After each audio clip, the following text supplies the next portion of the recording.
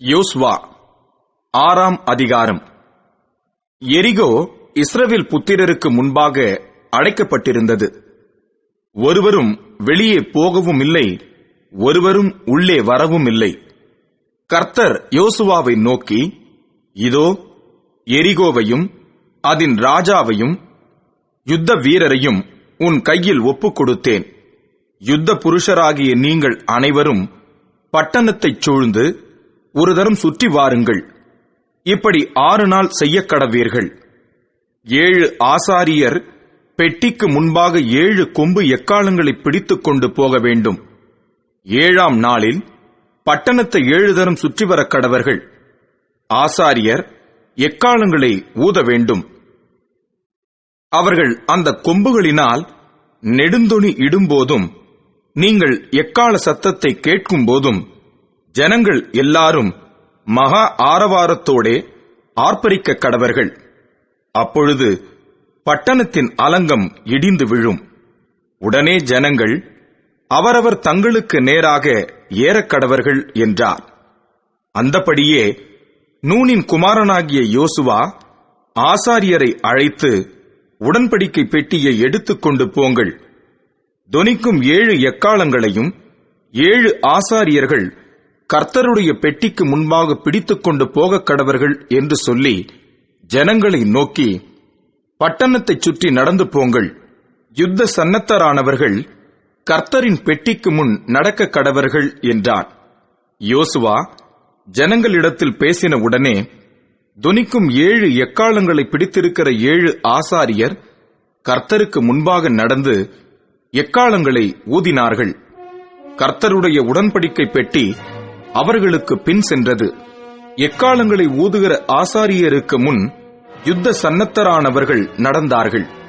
பின்தண்டு எக்காளங்கள் ஊதப்படும் போது பெட்டிக்கு பின் சென்றது.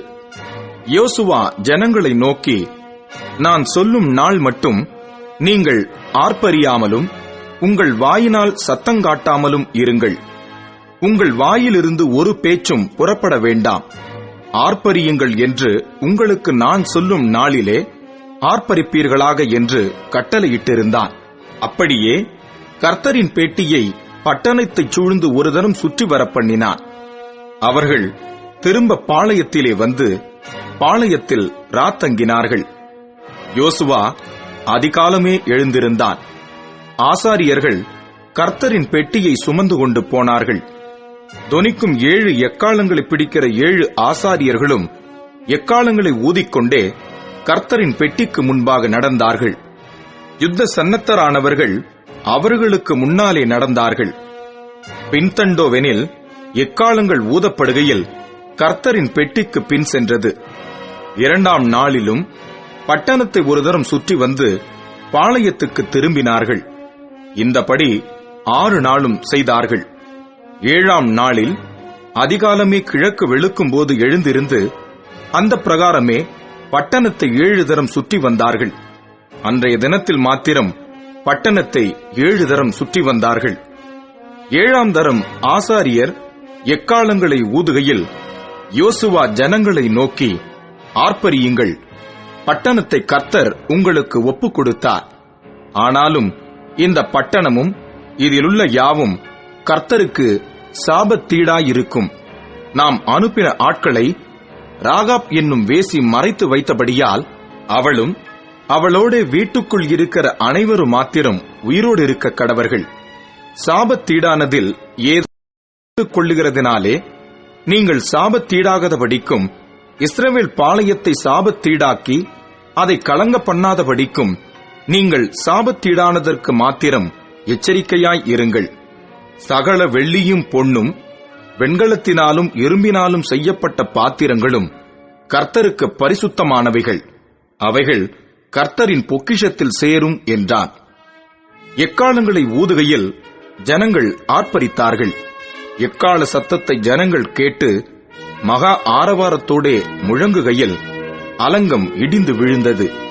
உடனே ஜனங்கள் அவரவர் தங்களுக்கு நேராக பட்டணத்தில் ஏறி பட்டணத்தை பிடித்து பட்டணத்தில் இருந்த புருஷரையும் ஸ்திரீகளையும் வாலிபரையும் கிழவரையும் ஆடு மாடுகளையும் கழுதைகளையும் சகலத்தையும் பட்டய கருக்கினால் சங்காரம் பண்ணினார்கள்.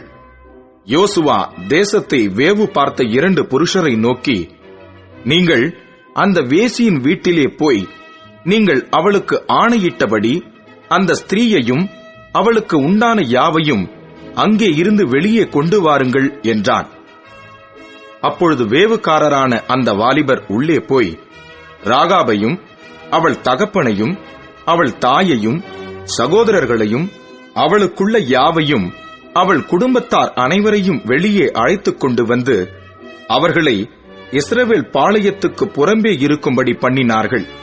பட்டணத்தையும் அதிலுள்ள யாவையும் அக்கினியால் சுட்டெரித்தார்கள். வெள்ளியையும் பொன்னையும் வெண்கலத்தினாலும் இரும்பினாலும் செய்த பாத்திரங்களையும் மாத்திரம் கர்த்தரின் ஆலய பொக்கிஷத்தில் சேர்த்தார்கள்.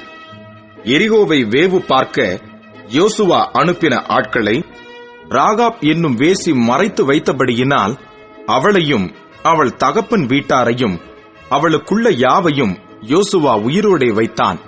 அவள் இந்நாள் வரைக்கும் இஸ்ரவேலின் நடுவிலே குடியிருக்கிறாள். அக்காலத்திலே யோசுவா, இந்த எரிகோ பட்டணத்தை கட்டும்படி எழும்பும் மனுஷன் கர்த்தருக்கு முன்பாக சபிக்கப்பட்டிருக்க கடவன்.